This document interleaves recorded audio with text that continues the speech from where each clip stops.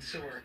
He was just talking about the price of cryptocurrency, certainly Bitcoin. Well, XRP is seeing among the biggest gains at this hour on reports that Ripple CEO Brad Garlinghouse met with President-elect Donald Trump. Ripple is the fintech behind the token XRP that's been in SEC Chair Gary Gensler's crosshairs. Brad Garlinghouse is here live next in a Fox Business exclusive. Let's go. We got Brad up next. 450 Smash points. them Likes. Down about 300. XRP pumping. I hope you were loading up on them hits, baby.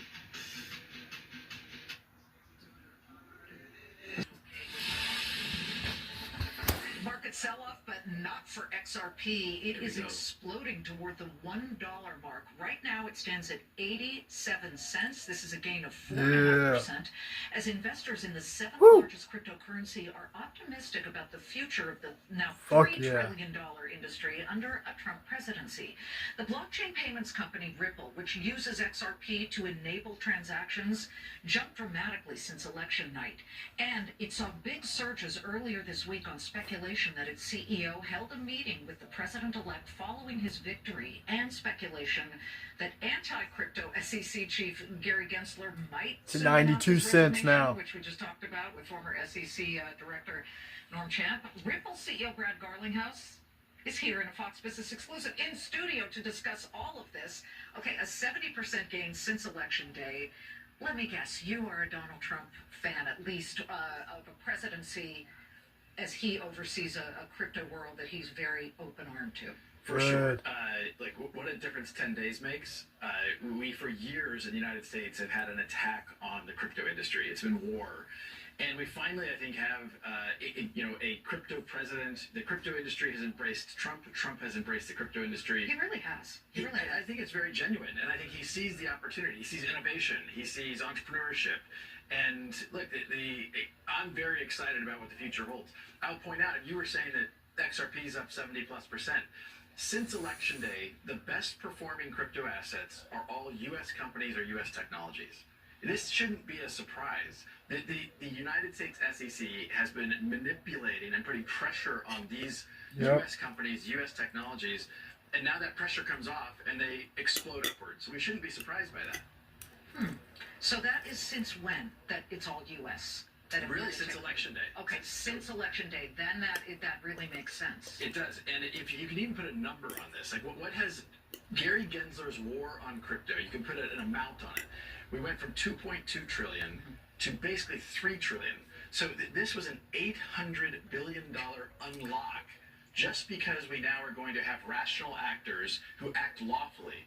You know, as you know well, the states have now even participated in suing the SEC and saying you are not acting lawfully and enforcing the laws. 18 states are suing Gary Gensler. XRP earlier this week spasmed. It jumped about 10% after you liked a tweet earlier that suggested you may have met with President-elect Donald Trump. Any truth to those rumors? I mean, I think like many of your guests today, I'm not going to comment on too many specifics here. Suffice it to say. Okay, that's a yes. No, I'm kidding. I'm kidding. But I respect that. But to me, it's a yes. Look, we have been active throughout this election cycle in being very pro-crypto, pro-innovation, and how do we make sure that this is Congress historic. And the Phase 6, is yeah, a totally new day, and I could not be happier about like a Congress that I think is, as Norm said earlier, your guest. We got to get away from regulation through enforcement.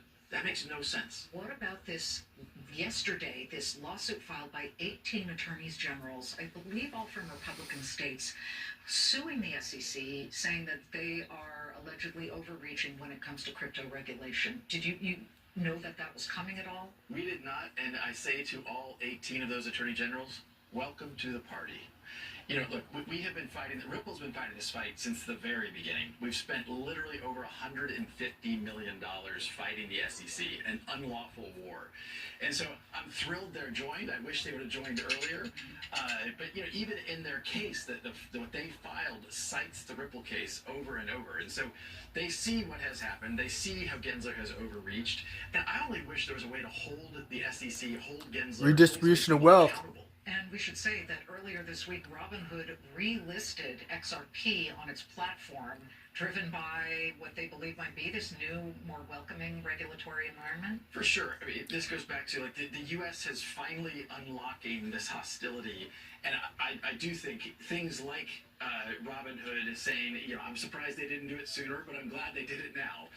And I expect Robinhood, by the way, up 37% this month alone. Nice move for Robinhood. And Vlad's lieutenant, the CEO, sat here and said that crypto has been a huge driver for their bottom line. I mean, he said that it actually is an order of magnitude, a 10x decrease in cost in order for him to trade. Brad, thanks for stopping by. It's Great to see you, Brad. Garlinghouse. Yeah. We're looking at a market in the red Woo! today. Maybe it's a little bit of an overbought market, so we've seen some sell-offs and profit taking on this Friday. Our next guest is Brad,